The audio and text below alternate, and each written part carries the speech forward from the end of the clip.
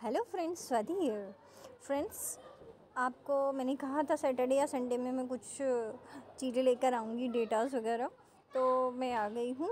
FII ने जो selling करी है वो FII ने सेलिंग नहीं करी है, DII ने सेलिंग करी है और FII ने परचेजिंग करी है छोटी सी 141 करोड़ की कैश में और फ्यूचर्स में 656 की। बहुत छोटी, कॉन्फिडेंस नहीं है। DI ने उसके अगेंस्ट सेलिंग करी है 421 करोड़ ओनली। तो फ़िलहाल मार्केट 21,782 पे सस्टेन हुआ और बैंक निफ्टी भी 45,634 पे। तो देखते हैं हम बैंक निफ्टी में जहाँ तक है थोड़ा गैप अप ओपन हो रहा है। अगर आप गिफ्ट निफ्टी देखें तो गिफ्ट निफ्टी दिखा रहा है 21,921 पे, जबकि ये जो क्लोज़ हुआ था वो हुआ था 21,848 पे क्लोज़ हुआ था। 850 ही मान सकते हैं फ्यूचर्स का निफ्टी। तो 921 यानी कि 50-60 points, 70 points gap up, right. जो हमारे लाइव में बंद हुआ था वो ये हुआ था, और जो ग्लोबल मार्केट के सिनेरियो को देखते हुए गिफ्ट निफ्टी ने थोड़ा बहुत वॉलेटिलिटी दिखाई है, वो 921 पे दिखाई है। उसके हिसाब से जो बैंक निफ्टी के फ्यूचर्स हैं वो 46,000 के ऊपर ही ओपन होंगे। जहाँ तक है ये 150 पॉइंट के आसपास गैप अप होना चाहिए, 46,200 के आसपास। और जो बैंक निफ्टी क्लोज़ हुआ था वो हुआ था 45,634 पे, यानी कि इसमें अगर 200 पॉइंट का हम गैप अप लेके चलते हैं तो 45,800 के आसपास ये ओपन होना चाहिए। 45,800 का लेवल बहुत स्ट्रॉन्ग है जो कि सपोर्ट का काम भी करेगा। और आपका 45,850 के ऊपर अगर 60 से 80 के बीच में सस्टेन करता है तो आपका ऊपर का 46,200 और फिर 46,500 तक का लेवल आ सकता है। वो मैं आपको बताती हूँ किस तरीके से मैंने निकाला लेवल। फ्रेंड्स, ये देखिए आप, लास्ट टाइम जो रिजेक्शन फेस हुआ था वो 46,500 के आसपास ही हुआ था। लास्ट 3 बार रिजेक्शन फेस हुआ है वहाँ से। तो इस बार निकलता है तो हम पहले ही कह चुके हैं ये डब्लू पैटर्न बना सकता है। एक डब्लू पैटर्न क्लियरली दिख रहा है जो कि 46,500 के ऊपर 800 तक जा सकता है। और नीचे की साइड अगर हम देखें तो 44,500 का एक सपोर्ट बन चुका है। तो बैंक निफ्टी में ये सिनेरियो है।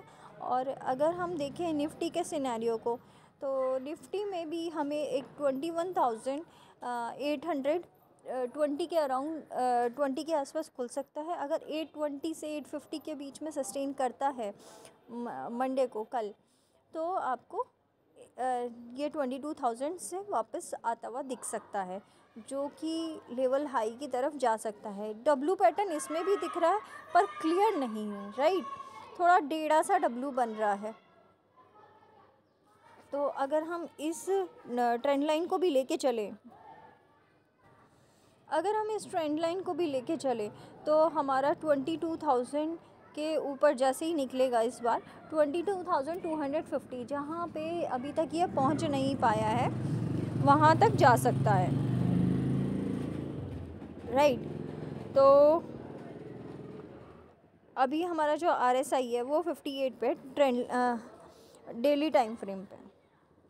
और अगर हम 1 घंटे के टाइम फ्रेम पे देखें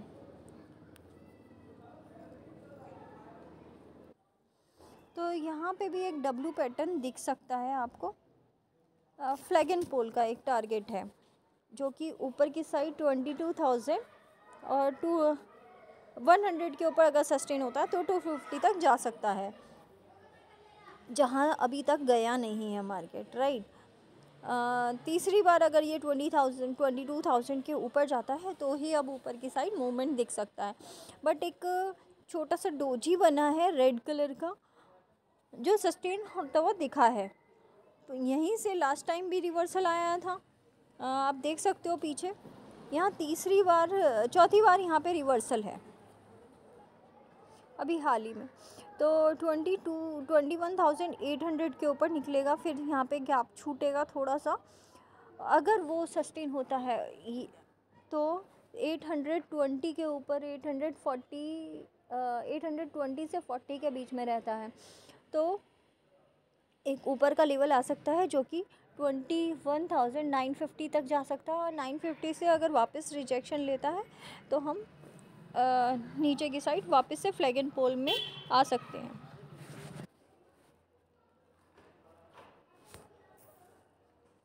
सॉरी, सेंसेक्स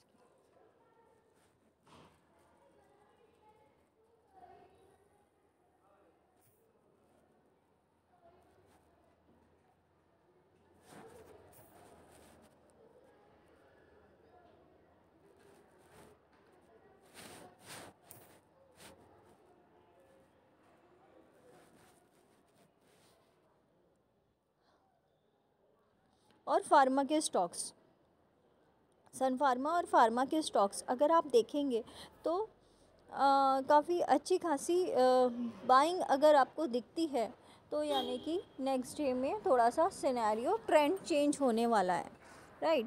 तो अभी के लिए मुझे फ़िलहाल तो अच्छा ही दिख रहा है मार्केट, एटलीस्ट 1-2 दिन। वॉलेटिलिटी भी बहुत अच्छी खासी दिख रही है, जो कि नीचे के लेवल भी हैं और ऊपर के लेवल भी हैं। नीचे के लेवल वही निफ्टी में तो आपको पता ही है 21,500 का सपोर्ट का काम कर रहा है, और हमें आईटी के स्टॉक्स एक बार को थोड़ा सा कंसोलिडेट होते हुए दिख रहे हैं, क्योंकि ग्लोबल सिनेरियो को अगर हम देखेंगे तो ग्लोबल सिनेरियो में 54 पॉइंट्स नेगेटिव में क्लोज़ हुआ था मार्केट, और नस्दाक ने 196 पॉइंट्स प्लस में क्लोज़ किया। तो इसीलिए गिफ्ट निफ्टी जो है वो आपको 70 पॉइंट्स एवरेज आउट करके 70 पॉइंट्स लगभग प्लस में दिखा रहा है। S&P का विक्स आप देख सकते हो 13 के वापस से पास आ गया है, और जो फ्यूचर्स में अगर आप देखेंगे तो फ्यूचर्स में जो कि 70 पॉइंट्स प्लस में माइनस में दिखा रहा था, 93 पॉइंट्स नेगेटिव दिखा रहा है। जैसे हमारे फ्यूचर्स नेगेटिव चल रहे हैं, ऐसे ही ग्लोबल सिनेरियो के फ्यूचर्स भी थोड़ा सा नेगेटिव ही चल रहे हैं। US टेक 100 अगर आप देखेंगे 173 पॉइंट्स प्लस में दिखा रहा है इनफैक्ट, और S&P का विक्स 13.35 हो गया है, ये भी थोड़ा सा कम हुआ है। अगर हम स्टॉक्स में देखें तो यस बैंक 31.40 पे क्लोज़ हुआ है, और HDFC बैंक ने कुछ खास नहीं दिखाया, लेकिन SBI बैंक ने बिल्कुल पावर के साथ बैंक निफ्टी को उड़ा दिया, होल्ड किया और ऊपर के लेवल पे लेके आया। लेकिन फिनेंस सेक्टर इतने ज़्यादा नहीं रिस्पॉन्ड कर पा रहे हैं। NHPC का रिज़ल्ट है तो उसके बेसिस पे ये 96 पे वापस से आया है, बट हम यहाँ इस लेवल पे अगर खुलता है मार्केट तो हम इस लेवल पे एक बार NHPC को ले सकते हैं। इंडियन ऑयल, टाटा पावर ये थोड़े से नेगेटिव दिखे, लेकिन इसमें थोड़ी सी अभी बाइंग आ सकती है इस वीक में, थोड़ी थोड़ी, ज़्यादा नहीं, थोड़ी थोड़ी। गोल्ड भी आपको नीचे दिख रहा है 2050 के नीचे, जो कि 2050 के नीचे आ गया 2038 पे, और सिल्वर भी 22.67 पहुंच गया है। तो गोल्ड में सेलिंग है और सिल्वर में बाइंग है। फ़िलहाल के लिए थोड़ा सा ट्रेंड रिवर्सल चेंज हो रहा है। और क्रूड ऑयल की अगर बात करें तो 76.60 पे है, ब्रेंट ऑयल 81.97, तो ये थोड़े से बढ़े हुए हैं। कुछ चीज़ें पॉजिटिव है, कुछ चीज़ें नेगेटिव हैं, तो देखते हैं हम मंडे को कैसा रहता है। USD INR 83 के ऊपर पहुंच चुका है फिर से, तो इसमें थोड़ा सा घबराहट वाली चीज़ है, जो कि बैंक निफ्टी को कहीं ना कहीं रोक रही है ऊपर जाने से, राइट। तो फ़िलहाल के लिए लेवल्स मैंने आपको बता दिए हैं, कुछ स्टॉक्स भी बताए हैं आपको। डिविडेंड स्टॉक्स, जो डिविडेंड डिक्लेयर करने वाले स्टॉक्स हैं, वो आप एक बार को पकड़ के चल सकते हैं। अभी थोड़ा और नीचे आने देते हैं मार्केट, फिर हम अच्छे अच्छे पॉइंट्स पे जहाँ से अच्छा खासा प्रॉफिट हो सकता है वहाँ पे हम लेंगे। तो थैंक यू फ्रेंड्स, फ़िलहाल के लिए इतना ही आज के लिए। Enjoy your Sunday, thank you.